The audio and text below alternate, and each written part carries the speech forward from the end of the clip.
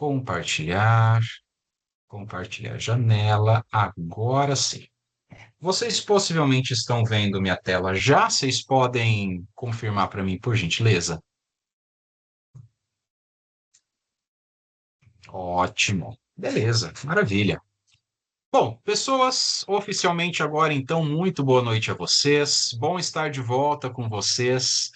Ah, não sei se vocês sentiram saudade, mas estou de volta, tá? Fiquem tranquilos, tá tudo certo, tá tudo. Tá com eco? Peraí, eu troquei de microfone, então possivelmente é o microfone. Espera só um pouquinho. Áudio.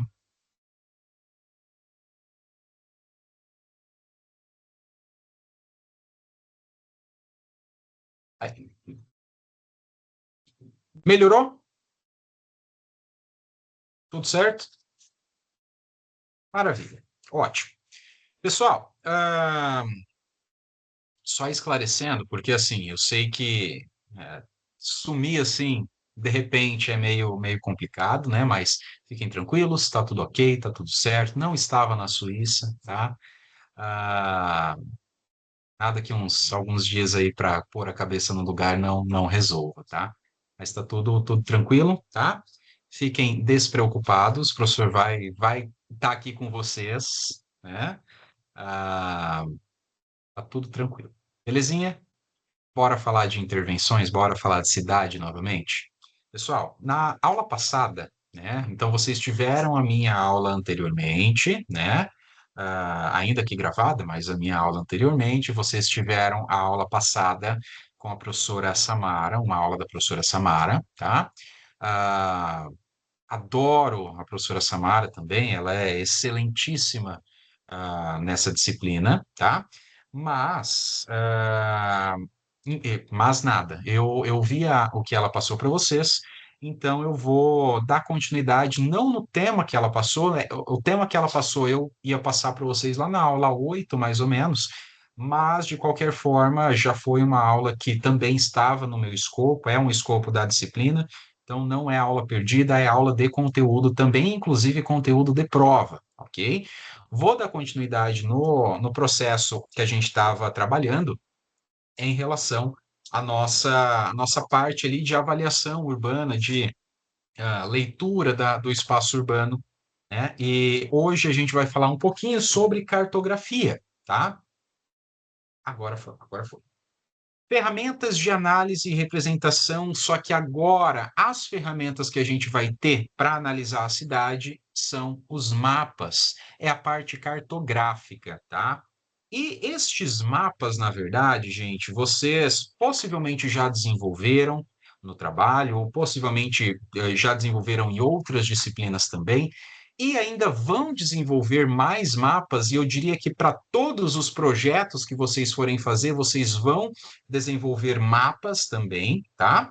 Ah, mas hoje a gente vai ver especificamente o que são e como analisar e para que servem esses mapas, que fazem muita parte ali do que a gente chama da análise dentro do desenho urbano. Professor, o que isso tem a ver com intervenções? Veja, antes de iniciar e falar com os mapas aqui, vocês têm um projeto de intervenção para fazer, inclusive na semana que vem, vocês vão ter aí a prática, né?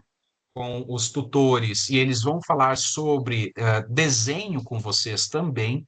Eles vão falar ali a, sobre a situação do desenho urbano em relação à situação de implantação daquilo que está sendo projetado. Então, não percam, por favor, essas práticas, porque vai ser o que vai dar forma ao seu projeto. Além disso, esta aula de hoje vai ajudar vocês a compreenderem tudo que vocês fizeram de análise até então, para que vocês consigam, então, ter uma avaliação daquele espaço urbano melhor e para que vocês consigam ter condições de desenvolver um projeto muito melhor, um projeto de intervenção muito melhor. Ok? Então, o que eu quero dizer é que esta aula de hoje, em conjunto com os MDDs, com o MDD que vai ser aplicado com vocês na semana que vem, esses dois materiais eles conversam muito. né? Eu não sei se já está disponível para vocês ou não, o MDD número 7, tá? Mas se estiver disponível, leiam em complemento a esta aula aqui, tá? Porque vai ser bastante legal vocês terem esses dois complementos, esses dois, essas duas situações teóricas, elas se complementam bastante, ok? Beleza? Ah, a professora Samara, eu adoro as aulas da professora Samara. Eu sou apaixonado pelas aulas da professora Samara. Eu gosto muito das aulas dela, né? Bom, pessoal, o papel da cartografia no urbanismo. Quando a gente fala em cartografia, eu quero dizer a produção de mapas, tá? E estes mapas, diferente da atividade mapa de vocês, são mapas de verdade. Isto que é a cartografia, né? E quando a gente trata da cartografia dentro do urbanismo, ela tem um papel fundamental. E fundamental não é só uma forma bonita de falar que é importante. Não, é fundamental mesmo. Sem a cartografia, nós não temos urbanismo. Vou falar para vocês que os urbanistas, profissionais urbanistas, não trabalham sem um cartógrafo, um geógrafo, um topógrafo, né? Ah, talvez até um engenheiro agrimensor, quem sabe, né? Então, a atuação do urbanista, do profissional urbanista, é uma atuação que depende muito da cartografia e depende de outras áreas do conhecimento. Por isso que eu digo, que vocês vão ver daqui a pouquinho, que a análise urbana, né, e a projeção urbana, e as intervenções urbanas, e o desenho urbano, é tudo multidisciplinar, interdisciplinar, e não tem como desvincular. É sempre assim, tá? Bom, os mapas, então, cartográficos, fornecem informações essenciais para a tomada de decisão no urbanismo. Sempre, sempre, sempre, sempre. Quando falamos de topografia, temos traumas a respeito? Traumas? Que aluno de arquitetura que tem trauma de topografia? Jamais, jamais. Nenhum aluno de arquitetura tem trauma de topografia, né? Nunca tive trauma de topografia. Vocês também não tiveram. É tudo ilusão, né? Azimuth, vocês não esquecem, né, gente? Falar a verdade, não, hein? Eu também nunca mais vou esquecer do que é um azimuth. Depois de ter tido a aula, né, mediada a aula lá do professor Herman, né? Nunca esqueci o que é um azimuth. Nem vocês vão esquecer. Ai, Deus, vamos lá. A representação gráfica é uma ferramenta essencial para o planejamento e projeto. Claro, sempre é, né? Isso não só para o urbanismo, para toda a nossa atuação. É o que eu sempre falo. Se não está desenhado, não está projetado. Simples. Professor, mas está no memorial. Não, se não está desenhado, não está projetado. O que vale lá para o arquitetônico, vale também para o urbanismo, tá? Os elementos de projeto em 2D, linhas, formas, símbolos, permitem uma compreensão clara e precisa de todas as camadas. E a gente sempre trabalha com camadas dentro do estudo urbano, tá? As funções do mapa são descrever, analisar e propor. Descrever o que já está acontecendo, analisar o porquê está acontecendo e propor alterações para que ou não aconteça mais ou aconteça de forma diferente, tá? Esta é a função dos mapas. Simples assim, tá? Vamos lá. Mas quais mapas eu preciso fazer? Essa é a dúvida gigantesca de todos os alunos de urbanismo. Todas as vezes que vocês se sentirem ali, que vocês tiverem, aliás, que lidar com um projeto urbano, vocês vão ter essa pergunta aqui. Quais mapas eu preciso desenvolver? E por mais que eu fale, por mais que a gente ensine, vocês ainda vão sentir insegurança em quando vocês estiverem fazendo este projeto urbano. Por quê? Porque cada mapa gera um tipo de análise. Cada tipo de mapa gera um tipo de análise diferente que se complementa com outro mapa, com outro tipo de análise diferente. Então é legítima a dúvida de vocês quando vocês me perguntam, professor, quais mapas eu preciso desenvolver? No escopo do trabalho de vocês, já tem os mapas básicos, o mínimo que vocês precisam desenvolver.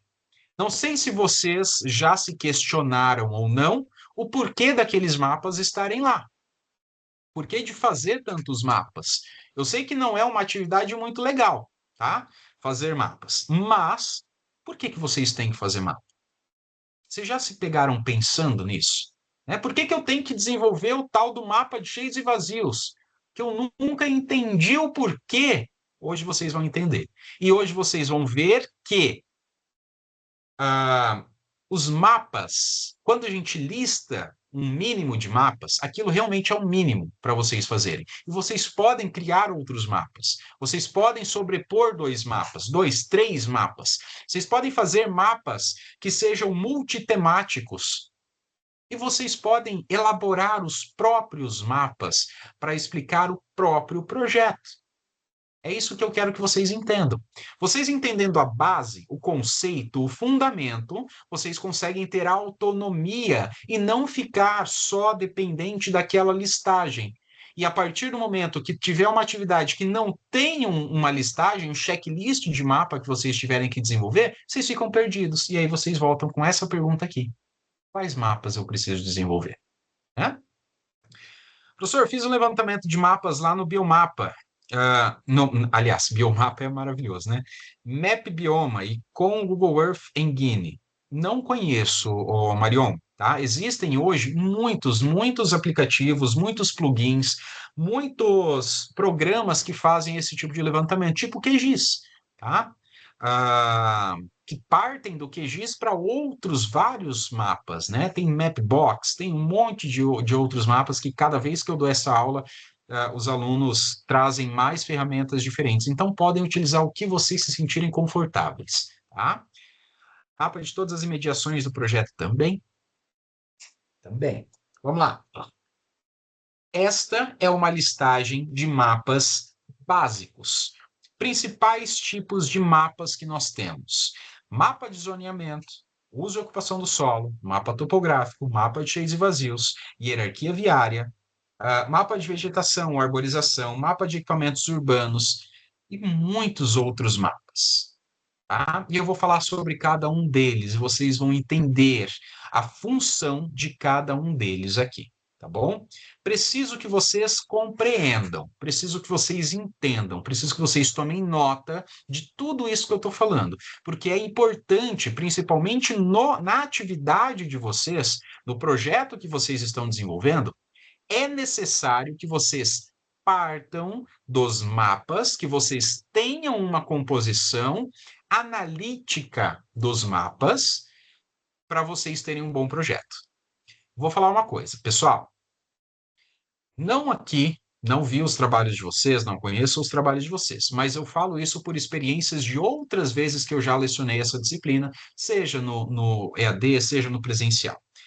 Ah, muitas vezes, e agora principalmente com a IA, os alunos jogam os mapas lá no Gemini, no ChatGPT, um monte de outras IAs, e pedem para analisar aqueles mapas. Pessoal, não dá para aceitar um trabalho que é feito desta forma. Não por ser ChatGPT, não por ser Gemini, não por ser IA. Bem, mas não só por isso. Por quê? Porque a análise deve partir da cabeça do projetista. Eu não posso pedir para um topógrafo analisar um mapa que eu estou fazendo, para um projeto que só eu conheço, para que ele faça essa análise, porque ele vai fazer uma análise enviesada. O ChatGPT, o Gemini, vai fazer uma análise enviesada, vai fazer uma análise genérica. Não é isso que a gente precisa. Nós não, na verdade, nós não podemos ter isso. O que a gente precisa é uma análise profunda, uma análise de compreensão de causa e consequência. Eu tenho um problema. Por que que este problema aconteceu? Eu tenho uma situação. Quais os problemas que vão ser gerados com essa situação? Isto é a análise urbana. Isto é a leitura urbana. É o que eu estou tentando colocar na cabeça de vocês aqui. Por isso que, se você está pensando, ou se você fez dessa forma, ou se você está fazendo dessa forma, pessoal, para, refaça, repensa, não é difícil. Eu vou explicar sobre cada um dos mapas para vocês entenderem. E eu quero que vocês façam essa revisão do trabalho de vocês sobre cada um dos mapas que vocês produziram ou que estão produzindo, tá? Ah, vamos lá. Olha só. Mapa, aliás, antes de começar aqui, cada um deles tem uma função única, mas funcionam melhor quando em conjunto. Eu consigo analisar uma situação urbana, um problema urbano só pelo mapa de zoneamento? Não, não consigo. Eu consigo analisar um problema urbano só pela situação da hierarquia viária? Não, não consigo. Então, cada um deles tem uma função, mas eles funcionam muito melhor quando sobrepostos, quando trabalhados em conjunto. É assim que a gente vai fazer a análise urbana. Mapa de zoneamento, o mais fácil que a gente tem. O mapa de zoneamento, gente, ele é um mapa, geralmente de toda a cidade, de todo o perímetro da cidade, não somente o perímetro urbano, e aqui se estende também para as zonas rurais, ok? Onde nós temos macrozonas dentro daquela cidade. Sabe quando você faz uma casa e aí você tem as áreas, os setores da casa? Setor íntimo, setor social, setor de serviços? É isso. É como se a cidade fosse uma grande casa. E você divide esta casa, divide esta cidade em, em zonas, em setores. Então, eu tenho uma zona industrial, eu tenho uma zona residencial, eu tenho a ZR1, que é a zona residencial 1, eu tenho a ZR2, que é a zona residencial 2. Eu tenho zona especial de interesse social, eu tenho zona de preservação, eu tenho zona rural, eu tenho zona rural específica, eu tenho zona de expansão urbana, zona rural para expansão urbana, eu tenho zona industrial de interesse específico, muitas coisas. E vai variar de cidade para cidade. Geralmente nós temos as ZRs, que são zonas residenciais, e geralmente essas ZRs, elas têm condições diferentes, por exemplo, ZR1 pode ser uma zona residencial que aceita prédios multifamiliares, né? Então, prédios residenciais até 5 pavimentos. Eu tenho ZR2, eu não estou falando que isso é. Isso modifica de cidade para cidade. Eu tenho a ZR2 que, de repente, vai permitir ali usos ou bifamiliares. Então, casas unifamiliares de até 2 pavimentos e bifamiliares, ou seja, casas geminadas e não germinadas, porque casa não é planta para germinar, né? São casas geminadas, de gêmeas, né? Ah, eu tenho ali ZR3, que pode ter outra condição, que só podem edificações residenciais unifamiliares e térreas. Não sei, eu posso ter a zona industrial de interesse específico só para indústrias de alto impacto ambiental, que deve ficar lá afastado do centro da cidade, da zona do perímetro urbano, né? Eu tenho talvez zona especial de interesse específico, que vai atender a um tipo de loteamento bem específico para produtores rurais, por exemplo, né? Então, cada zona desta cidade, cada quadradinho, cada corzinha que nós temos aqui, é uma zona diferente, é um setor diferente da cidade. E cada um desses setores vai dizer o que eu posso e o que eu não posso naquela região, tá? Ah, aqui eu tenho bem claro, né, sobre algumas cidades aí, município de Redenção, no Pará, por exemplo, né?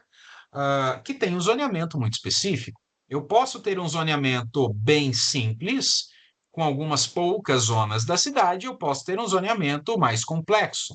O zoneamento, vocês devem entender que é só um recorte das cidades. O que eu posso, o que eu não posso em cada área. Existem em algumas cidades, principalmente nas cidades maiores, alguns eixos. Além das zonas, temos alguns eixos, que são eixos, por exemplo, aqui em Maringá nós chamamos de eixos de comércio e serviços. Por exemplo, eu tenho lá a zona residencial ou zona central 1, ZC1. Dentro da ZC1, eu tenho um eixo de comércio e serviços 1. Ou seja, eu tenho a zona central que vai permitir que eu tenha edificações residenciais e comerciais. E, de repente, neste eixo de comércio e serviços, eu posso ter ali serviços. Eu posso ter não simplesmente comércio varejista, mas eu posso ter áreas de serviço, tá? Ou eu tenho ali uma zona residencial. Uma zona residencial vai permitir que eu construa residências, vai proibir que eu construa comércio, serviços e instituições, ok? E indústrias. Até aí tudo certo. Só é permitido residências. Entretanto, se nesta zona residencial passar um eixo de comércio e serviços, eu posso ter nesta via, neste eixo, comércio e serviços vicinais, ditos vicinais, que são aqueles comércios e serviços comuns, né? Lojas de venda de varejo, uh, lojas de mecânicas, por exemplo, serviços automobilísticos, serviços urbanos, serviços pessoais, qualquer tipo de comércio ou serviço naquele local, desde que não seja danoso à residência, desde que não polua aquela região ambientalmente falando e desde que não crie um ambiente que não é possível ter residências do lado. Por exemplo, tem lugares que eu não posso ter uma serralheria, que eu não posso ter uma fábrica de, sei lá, tecelagem. Eu não posso ter alguma coisa que seja ruidosa. Eu não posso ter uma automecânica, porque vai fazer barulho. Entende? Então, isso, tudo que eu estou falando, varia muito de cidade para cidade, legislação para legislação. Tá bom? Marcos, vamos lá. Seria exatamente isso, tá? Isso é um zoneamento. Onde que vocês conseguem este mapa? Somos nós que fazemos? Não. Aqui, geralmente, é a equipe de urbanismo da cidade que faz, tá? Então, isso daqui você consegue na prefeitura da tua cidade, tá? Além do mapa de zoneamento, que a gente não precisa trabalhar muito nele, isso daqui serve para a gente projetar. Nós temos o mapa de uso e ocupação do solo. Este é importante. Em alguns casos, eu costumo chamar o mapa de uso e ocupação do solo de mapa de uso real do solo, tá? Porque uma coisa é falar de uso e ocupação, uh, pensando na legislação, outra coisa é falar sobre o uso real, tá? São a mesma coisa. Pessoal, uso e ocupação do solo é aquele mapa que dá trabalho, que você vai pegar o mapa o DWG da tua cidade, né? Se você não conhece nenhum desses sisteminhas fáceis aí de fazer mapa, você vai pegar o DWG da tua cidade e você vai pintar lote por lote. Aqui a gente não fala de zonas, de macrozonas. Aqui a gente fala lote por lote, tá? O lote a lote, o que eu quero dizer é que dentro desse uso e ocupação do solo, você vai dizer se este lote ele está sendo utilizado para residência, este lote está sendo usado para áreas de lazer. Este lote está sendo utilizado para serviço, este lote está sendo utilizado para indústria, este lote está vazio, este lote está sendo utilizado para tal coisa, para instituições, né, públicas, para instituições privadas, para a situação de educação, para a situação de saúde. O que é cada lote? Então, aqui, no uso e ocupação do solo, geralmente eu faço um mapa menor, tá? Não pega toda a cidade como zoneamento, é um mapa mais focado. Geralmente, não estou dizendo que é regra, mas geralmente, a partir da área de implantação do meu projeto, eu geralmente costumo cobrar coisa de umas 4 a 5 quadras para fora deste lote em todo o raio de atuação. Tá? Por quê? Porque eu preciso entender a região. como que é essa região? O que que esse mapa me dá de informação? Se eu tenho uma região que é habitacional, está numa zona residencial, né? Eu preciso saber se nesta região eu tenho algo que fuja à minha situação habitacional. Eu preciso saber se tem indústria que esteja causando ali uma poluição sonora ou uma poluição ambiental. Eu preciso saber se tem serviços que estão atrapalhando o convívio habitacional dessa região. Eu preciso saber, inclusive, se eu tenho um eixo de comércio e serviços. Eu preciso saber como que essa região ela está em relação aos vazios urbanos. Se eu tenho ou não tenho vazios urbanos nesta área. Só que isso vai ser um pouquinho visto melhor ali no, no, no Cheios Vazios. Já falo sobre isso, tá? Nesta situação de uso e ocupação do solo, eu tenho algumas premissas que são importantes de serem ditas, que são: aqui é onde eu vou avaliar exatamente o que está acontecendo naquele local.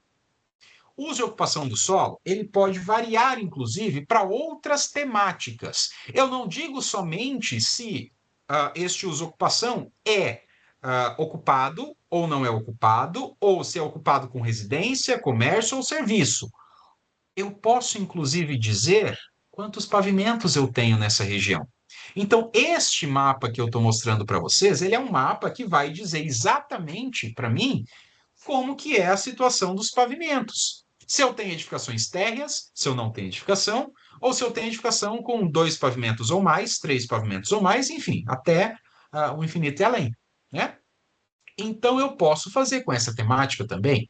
O mapa de uso e ocupação é aquele que vai me dar as informações sobre como é o bairro, sobre como é a região, o que acontece nesta região. O que eu tenho de diferenciações entre o que é previsto no zoneamento e o que está acontecendo atualmente? Porque no zoneamento eu posso dizer que só vai ter habitação. Quando eu for ver, eu não tenho só habitação, é uma zona residencial, só que eu tenho comércio, serviço, indústria, instituição, tá? Beleza? Este mapa ele pode te dizer também como e quais são os equipamentos que estão fora do padrão ou quais são as distâncias que eu tenho entre os principais equipamentos públicos dessa região. Então, ele vai trabalhar muito bem com o mapa de equipamentos públicos que a gente vai ver lá na frente, tá bom? Qual se dá para a subdivisão da zona mesmo? Qual nome se dá, talvez, para a subdivisão da zona? Ah, não sei se eu entendi muito bem a pergunta, Eduardo. Para subdivisão da zona seria talvez uma, eu não sei dizer, uma subzona, mas eu não sei se esse termo é muito usual. Porque quando a gente tem um zoneamento, é a zona que vai ser ali trabalhada. Tá? RA? Entendi. Estou perdido. Ah, isso possivelmente então é modificado de cidade, de legislação para legislação, tá? Rosilene, cheios vazios tem que ser preto e branco? Via de regra, sim. Posso fazer de outra cor? Posso, mas, via de regra, preto e branco. Já falo sobre ele, tá? Mapa topográfico, cutucando a ferida. Pessoal, mapa topográfico não tem segredo. É a topografia. São as curvas de nível. Geralmente nós mostramos as curvas mestras e depois as curvas que vêm ali subsequentes até uma outra curva mestra, tá? É, mapa topográfico é interessante principalmente para que a gente veja, por exemplo, onde nós temos regiões sensíveis, regiões de fundos de vale, regiões que são propensas a desastres naturais, regiões que precisam de atenção urbana para as infraestruturas, tá? Isso é o que a gente precisa ter em mente quando a gente faz uma análise de mapa topográfico. Ah, quando eu tenho uma topografia muito acidentada, eu preciso tomar cuidado, por exemplo, com o meu sistema viário, com as intervenções que eu faço no meu sistema viário. Então, mapa topográfico e mapa de sistemas viários, eles andam juntos. Por quê?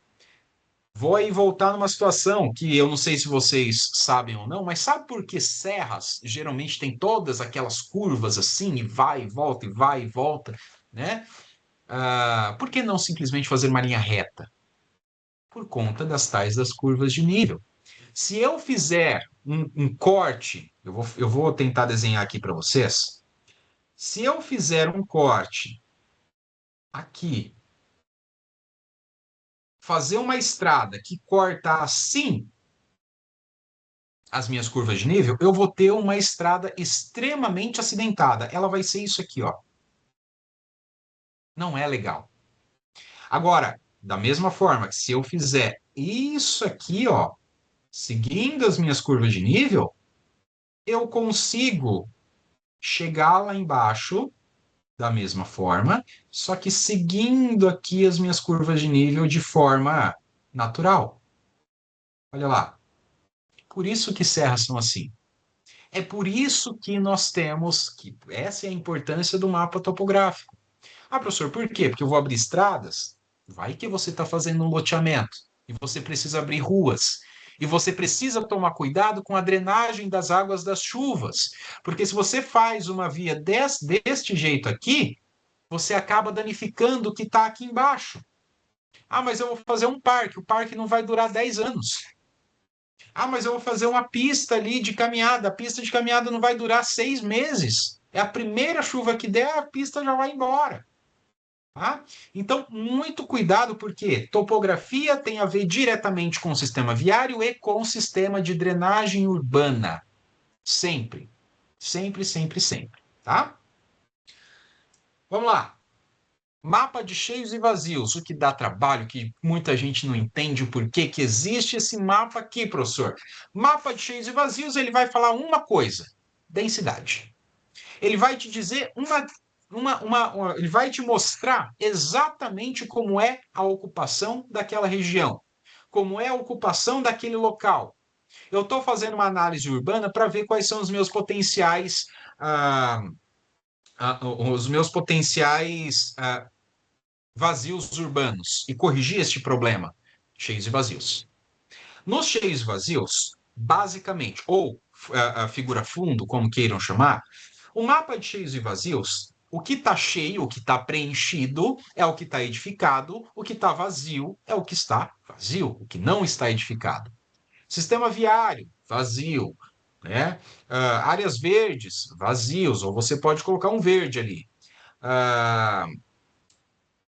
E todo o restante, tudo que for edificado, cheio. Ou você pode fazer o inverso, como é o caso aqui, ó. Tá? Em branco tá as edificações, em preto tá as áreas livres. Ok, sem problema. Eu só preciso desse contraste. O contraste ele vai me dizer morfologia, vai falar como é a morfologia, vai falar como que estão acontecendo os sistemas viários, vai falar como estão acontecendo as densidades, quais são as áreas mais densas, quais são as áreas menos densas, quais são as áreas que eu tenho muita área perdida, vazios urbanos. Quais são os locais que eu tenho vulnerabilidades? Por exemplo, se eu tenho uma região não ocupada aqui, por que que essa região não está ocupada? O que está acontecendo com essa região que as pessoas não estão ocupando? Eu posso fazer uma análise, uma avaliação pós-ocupação de um loteamento, por exemplo, com um mapa de cheios e vazios. Eu posso saber se a população está aderindo bem àquele local novo ou se não. Tá? Ou se aconteceu alguma coisa nessa região que fez com que as pessoas não tivessem esta aderência ao local. Então, tudo isso, mas principalmente densidade, é dito pelo mapa de cheios e vazios. A Larissa fez este aqui. Ótimo, excelente. Eu até diria que precisava de um pouquinho mais de contraste e não precisamos de quadras. Não delimita quadras aqui no cheios vazios. Por quê? Porque as quadras dão a impressão de que nós temos mais cheios do que na verdade nós temos. Eu preciso entender esse espaço vazio, tá? Beleza? Mas está correto. Está correto. Tá? Ah, Patrícia, olha só, legal, isso é um mapa de cheios vazios, muito bom, tá? É isso aí, gente. Certo? Compreenderam o porquê do mapa de cheios e vazios? Densidades é a principal informação. E geralmente o mapa de cheios e vazios ele funciona muito melhor quando nós estamos vendo numa proporção maior do local, tá? Então não se limitem só à área de intervenção, faça mais. Tá? Ah, mas dá trabalho, tudo dá trabalho. Urbanismo dá trabalho, né? Beleza? Vamos lá, correr porque senão não dá tempo. Mapa de hierarquia viária. Hierarquia viária, eu justamente tenho quais são as vias que são arteriais, coletoras, locais ou rodovias. Tá? Este aqui, por exemplo, é um mapa de hierarquia viária de Maringá, certo? Ah, por que que eu preciso entender hierarquia viária? Porque eu preciso entender como estão acontecendo os fluxos ali. Eu preciso entender quais são os problemas de trânsito e por que esse trânsito está acontecendo, está sendo problemático. Às vezes eu estou descarregando todo o fluxo de uma arterial em uma local. E eu não consigo fazer isso. Por isso que, em vez de ir para essa local, e por isso que tem tanto acidente nessa via local, né? Eu precisaria de uma outra estratégia para conseguir desviar tal fluxo. Às vezes está acontecendo de uma via arterial dividir o fluxo para uma via coletora, mas essa coletora não está dando conta pela extensão dela. Então eu preciso ou criar mais vias coletoras ou transformar alguma via para que seja um desvio ou mudar o sentido da via, né? Enfim, tantas coisas podem acontecer e eu preciso entender qual é a hierarquia dessas vias. Por quê? Eu não posso, simplesmente não posso tratar uma via local como uma via coletora. Eu não posso tratar uma via que é arterial como uma via local. Eu preciso entender que cada uma dessas vias tem a sua importância. A via arterial, elas vão ser vias que cortam toda a cidade. Ou seja, se são vias expressas que cortam toda a cidade, eu preciso de uma largura muito maior. Eu preciso comportar também caminhões. Eu preciso comportar veículos mais pesados. Todo o substrato dessa via é diferente. Quando eu trato de vias coletoras, elas têm uma velocidade reduzida em comparação com as vias arteriais, e elas são menores, elas podem ter um sentido único, por exemplo, no eixo XY, tá? Mas elas fazem a função de coletar o fluxo das vias arteriais e jogar para as locais. É uma distribuição de fluxos.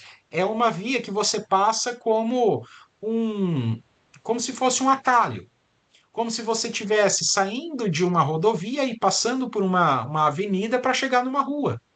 Entende? Esta é a função da via coletora. Quando eu tenho as vias locais, são vias de muito menor fluxo, são vias de bairro. Tá? Então você vai ter velocidade menor, você vai ter estrutura menor, então elas menos largas, você geralmente não vai ter canteiros, tá? Muitas vezes são vias de sentido único, são vias mais simples, beleza? Então eu preciso entender isso para não fazer a besteira de tratar uma via local como uma via coletora, tá bom? Beleza? Como que eu sei o que é o que, professor? Geralmente o município ele tem um mapa de sistema viário, de previsão, inclusive viária, mas você pode saber se a via é coletora ou viária ou local, por exemplo, pelo próprio sistema de funcionamento urbano. Se for uma via mais larga, a possibilidade dela ser uma coletora é muito maior do que uma local, tá? Mais um exemplo de hierarquia viária. Aqui, eu, sinceramente, é um rabisco, não necessariamente um mapa efetivamente dito, mas já é um início, tá? Mapa de arborização urbana, ou massas arborizadas, ou massas vegetativas, né?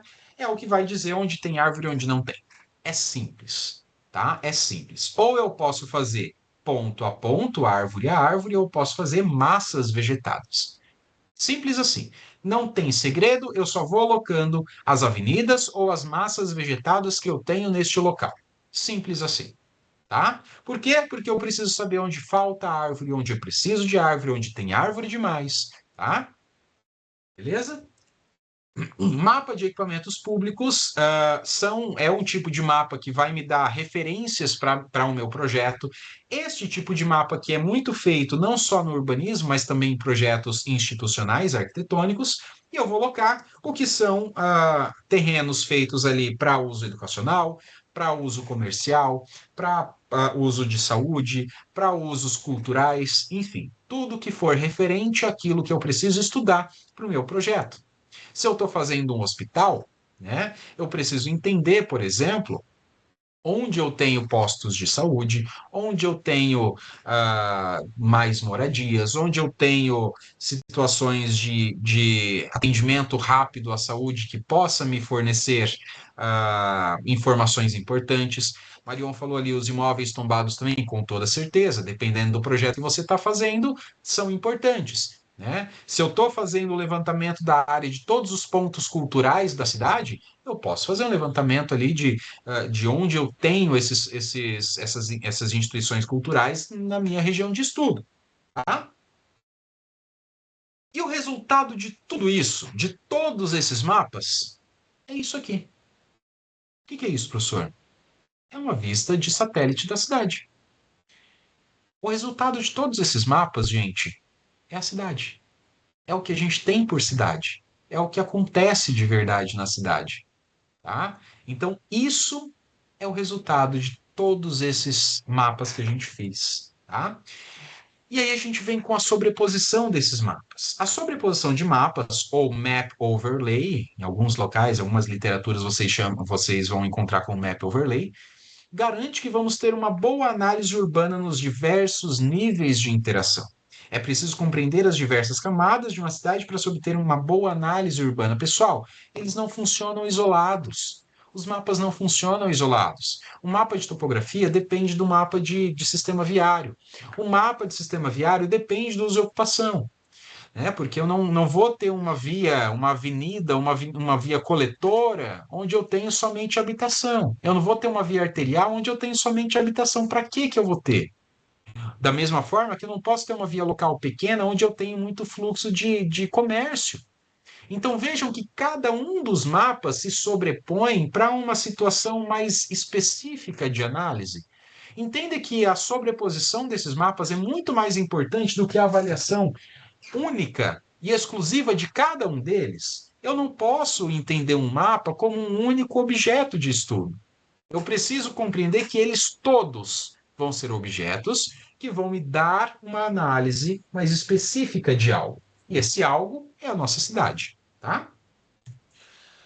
E aí eu peço que vocês questionem vocês mesmos. Qual é a interação entre os diversos sistemas urbanos? Sistema de sistema viário, sistema de espaços livres, sistema de edificação, todos os sistemas urbanos. Qual que é a interação entre eles? Como que isso pode gerar possíveis problemas à cidade? Será que a interação entre sistema viário e comércio e serviços está tendo uma briga? Será que o sistema de espaços livres, as praças, os parques, os recuos, está tendo um atrito com o meu sistema de edificações? Como que esses sistemas estão Pensa na cidade como um organismo vivo. E aqui eu acho que eu coloco isso, né? A cidade é um organismo vivo. Epa, peraí que o Chico deitou em cima do teclado e tirou toda a minha apresentação. Muito bem, muito bem. Ele excluiu tudo. Olha que maravilha. Só um minuto, gente. Agora sim.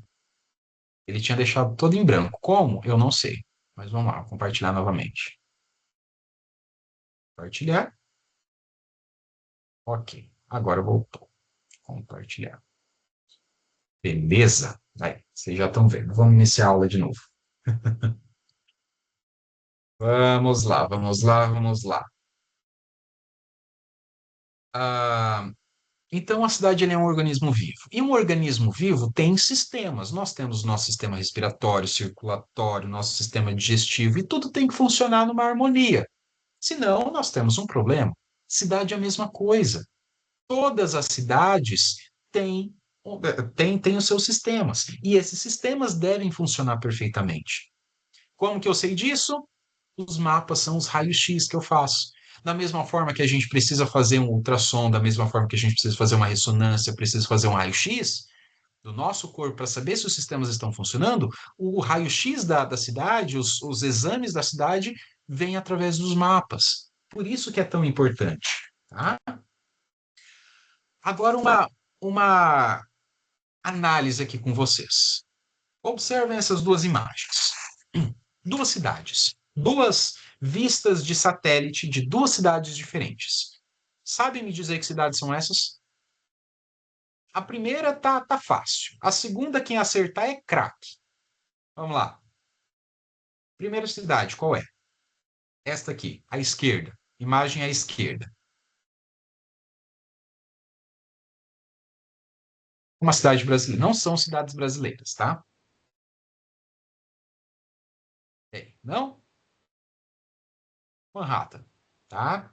Tá? É a cidade de Nova York, mais especificamente a parte da ilha de Manhattan, tá? Esta outra aqui,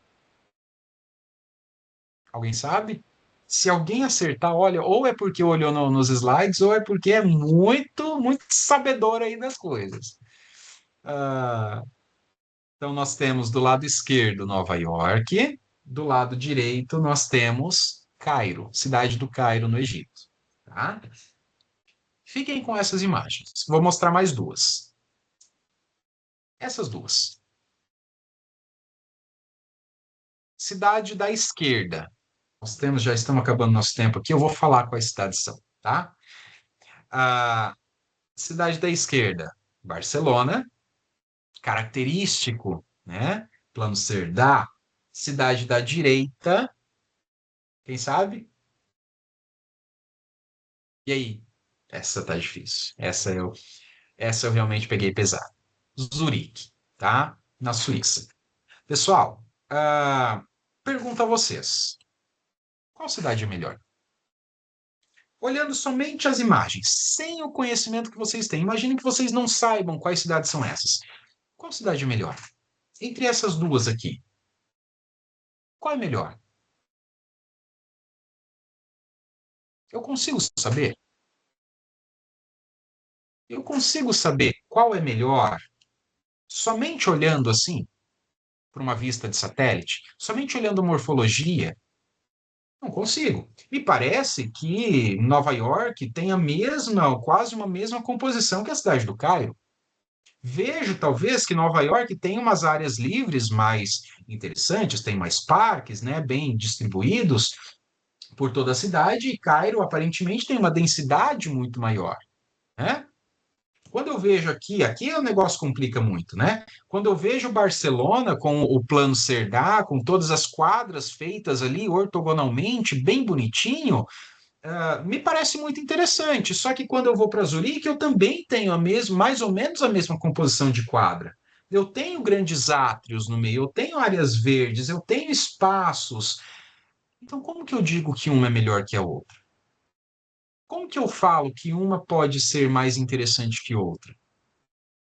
Como que eu avalio isso aqui? Não tem como avaliar somente por uma imagem. Eu posso tirar algumas conclusões, mas a avaliação mesmo se dá por mapas. É por isso que existe a necessidade de criar mapas. Lembra, o nosso exame, a nossa radiografia da cidade são os mapas. Eu não posso afirmar com certeza que Zurique, na Suíça, é melhor que Barcelona, só porque eu tenho mais espaços livres. De repente, o trânsito de Zurique é muito pior do que de Barcelona, né?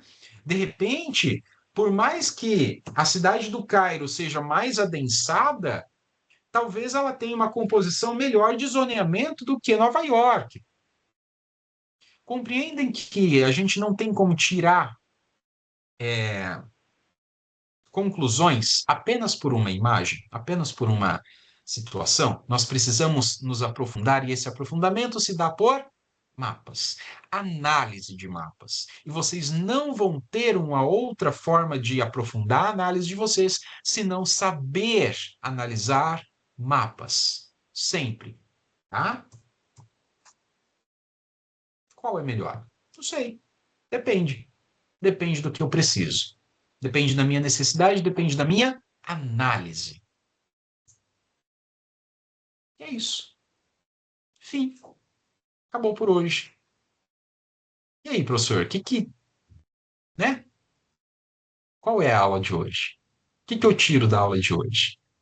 A aula de hoje ela serviu para mostrar para vocês, gente, que nós temos necessidade. Não é nem um talvez, é uma necessidade de entender análise de mapas.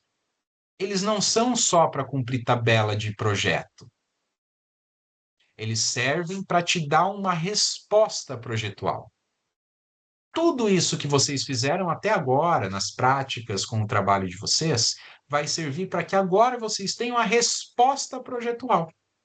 Até então vocês estavam fazendo análise, agora vocês vão ter resposta. Por mais que vocês tenham estudos, é agora que vocês tenham, agora que vocês vão ter respostas. E por isso que eu peço que vocês revejam, revisem todos os mapas de vocês. Ah, professor, eu preciso refazer? Não, você só precisa reavaliar, reanalisar. Veja se está tudo dentro do padrão. Veja se você está analisando com profundidade aquilo que você se propõe a fazer. Beleza?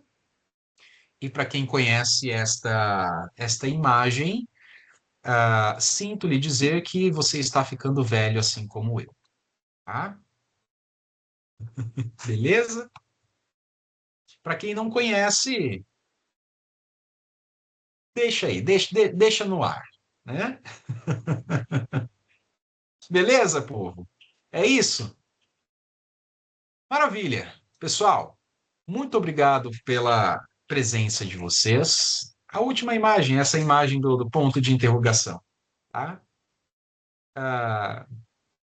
Para quem não conhece, recomendo que ouçam a música Where is the Love, do Black Eyed Peas. Tá? Muito, muito, muito boa. Excelente. Eu era apaixonado, na minha época da adolescência ali, eu era apaixonado por essa banda. Então, ouçam. Tá? Enfim, só coloquei por colocar porque eu achei interessante. Beleza, gente? Pessoal, muito obrigado pela presença de todos. Ah, espero que tenha sido aí engrandecedor para vocês. Nos vemos na semana que vem. Belezinha? Até mais, gente. Falou, valeu, boa noite. Se cuidem.